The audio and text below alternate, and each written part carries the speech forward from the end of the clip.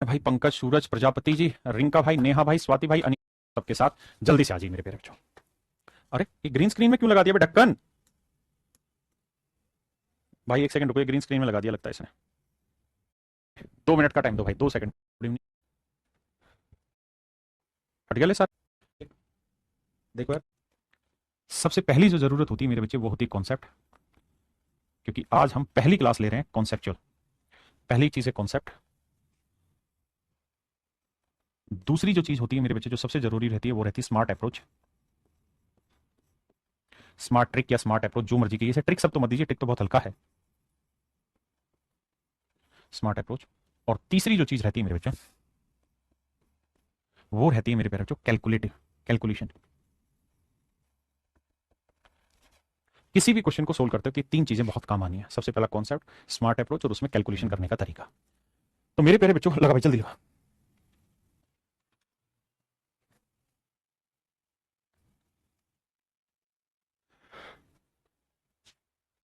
Pen drive निकाल दो भाई, एक सेकंड रुकना।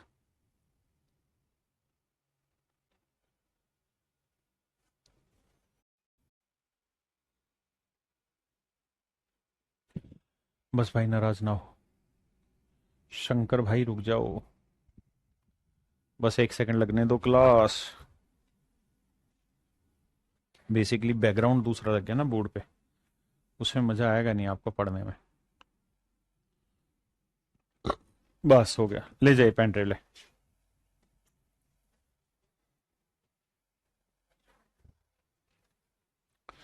तो मेरे बच्चे जब हम बात कर रहे हैं कॉन्सेप्ट की तो ये तो अपने आप में बहुत बड़ी चीज है। लेकिन जहां हम बात कर रहे हैं स्मार्ट अप्रोच की, तो स्मार्ट अप्रोच जो है ना वो बहुत हद तक नंबर्स की बेसिक समझ पे डिपेंड करता है कि आपको नंबर की समझ कितनी है। जब तक आपको नंबर्स की समझ नहीं होगी तब तक आप उस कॉन्सेप्ट तो आप समझ लोगे, कॉन्सेप्ट में दिक्कत नहीं है, लेकिन पेपर में उसे जल्दी से फोड़ना कैसे ये आप सही नहीं समझ पाएंगे। इसलिए मेरे बच्चे सबसे पहला काम कॉन्सेप्ट तो है, लेकिन स्मार्ट अप्रोच उससे भी पहला काम। और स्मार्ट अप्रोच बनती है बेसिक छोटी छोटी चीजों से। तो आज हम नंबर्स पे आ रहे हैं, बिल्कुल सिस्टमेटिक में आपको पढ़ाने जा रहा हूं। आप एक ही काम करना है, जो मैं पढ़ा रहा हूं धीरे धीरे सिर्फ सुनना है। अभी जवाब नहीं देना, सिर्फ सुनना है। मेरे प्यारे बच्चों, कोई भी नंबर होता है, कोई भी संख्या होती है, उसकी 2 तरीके की वैल्यू होती है। संख्या की 2 तरीके की वैल्यू होती है। एक वैल्यू होती है फेस वैल्यू, जिसे हम कहते हैं अंकीय मान, जातीय मान। फेस वैल्यू का मतलब होता है जो उसके फेस पे लिखी रहती है। यहां आपको पता चलेगा पूरा डिटेल में कैसे पढ़ना है। और एक रहता है मेरे प्यारे बच्चों प्लेस वैल्यू, यानी जो उसके प्लेस की वैल्यू है, यानी स्थान की मान है। तो मेरे बच्चे, जो फेस वैल्यू है वो तो बड़ा सीधा सीधा स्पॉट सा मतलब है कि जैसे मान लीजिए मैंने कोई नंबर लिखा 5, 6, 7, 4, तो मैं कहूं कि इसमें 6 की फेस वैल्यू क्या है। तो मेरे बच्चे, किसी चीज की फेस वैल्यू वही है जो उसके फेस पे है, यानी 6 की फेस वैल्यू कुछ और नहीं, 6 ही है। 4 की फेस वैल्यू 4 है, 5 की फेस वैल्यू 5 है, 7 की फेस वैल्यू 7 है। तो जातीय मान या अंकीय मान किसी अंक का वही रहता है जो वो एक्चुअल में रिप्रेजेंट कर रहा होता है। मेन लड़ाई है प्लेस वैल्यू, स्थानीय मान। स्थानीय मान का मतलब हुआ कि उसके स्थान का मान क्या है, यानी किस स्थान पर वो आ रहा है, उस स्थान का जो मान होगा that is called my dear student place value. तो आइए मेरे प्यारे बच्चों, अब हम प्लेस वैल्यू पे बात करते हैं। और अब हम प्लेस वैल्यू को ही समझने की कोशिश करते हैं। फेस वैल्यू में कुछ भी नहीं है। जैसे मैं आपसे कहूं कि भैया 5 की फेस वैल्यू बताओ, तो 5 की फेस वैल्यू 5 होगी। 2 की फेस वैल्यू बताओ, 2 ही रहेगी। 7 की फेस वैल्यू 7 ही रहेगी। 3 की फेस वैल्यू 3 ही रहेगी। यानी किसी अंक की फेस वैल्यू वही रहती है जो वो अंक है, उसमें कोई चेंज नहीं होता। असली खेल है मेरे बच्चे प्लेस वैल्यू का। अब भाई देखिए यार, कोई भी नंबर मैंने लिखा 8, 4, 5, 9, 6, तो मेरे प्यारे बच्चों ये वाली जो प्लेस होता है इसको हम कहते हैं यूनिट डिजिट।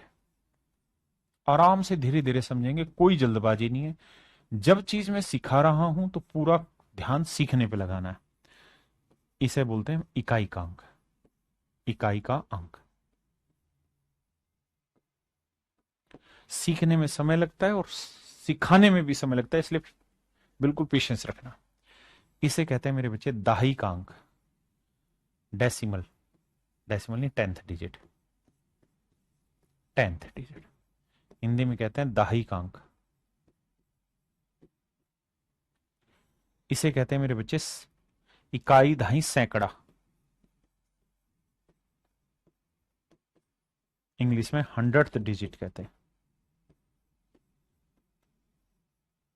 डिजिट कहते हैं। ये वाला मेरे बच्चे हजारवां अंक, इकाई, दहाई, सैकड़ा, हजार, हजारवां अंक, 1000 डिजिट,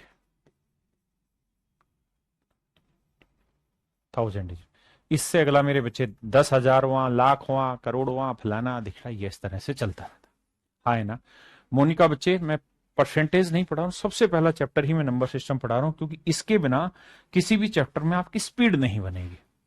तो सबसे पहला काम हम इसी को अच्छे से करते हैं। अगर मान लीजिए मैंने कोई नंबर लिखा 5, 8, 6, 4, 3, तो इसको प्लेस वैल्यू की फॉर्म में कैसे लिखना है? तो काम तरीका ये होगा कि 3 गुना इकाई-अंक, इकाई-अंक माने 1 लिखते हैं। 4 को 4 गुना दहाई-अंक यानी 10 लिखते हैं, 4 इंटू 10। 6 को मेरे प्यारे बच्चों 6 गुना 100 लिखते हैं। 8 को मेरे नन्हे मुन्ने बच्चों 8 गुना 1000 लिखते हैं। 5 को मेरे प्यारे बच्चों 5 गुना 10,000, यानी ऐसे चीजें आगे बढ़ती रहती है। क्या मेरी बात समझ पाए? ये है मेरे प्यारे बच्चों उसकी प्लेस वैल्यू की फॉर्मेशन।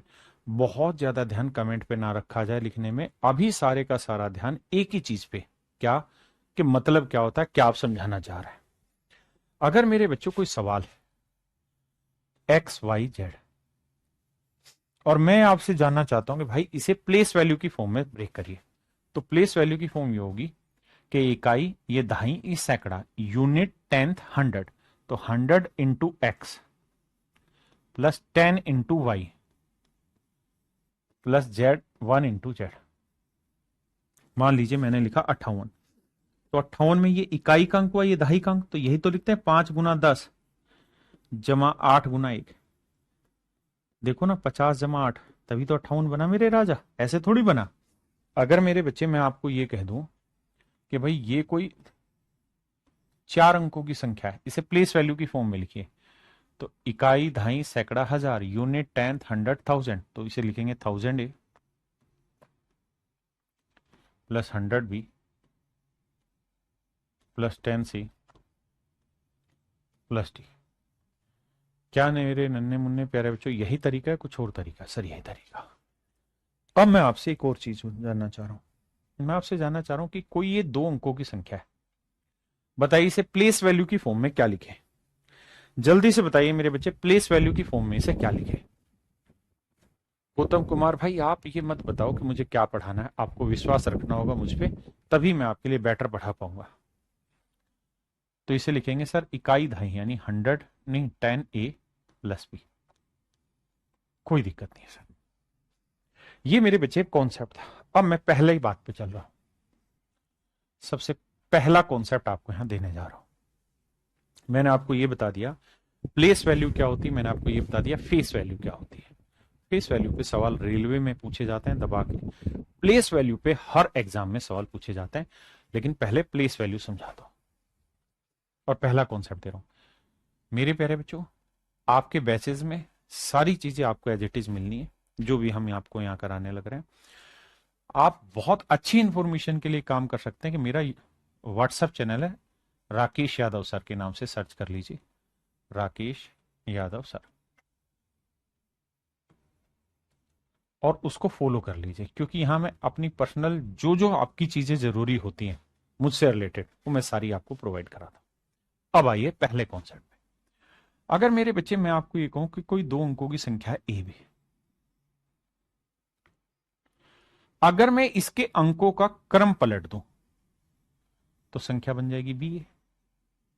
जैसे मान लीजिए 57 कोई नंबर है, अंकों का क्रम पलट दूंगा तो 75 बन जाएगा, यानी घुमा दिया।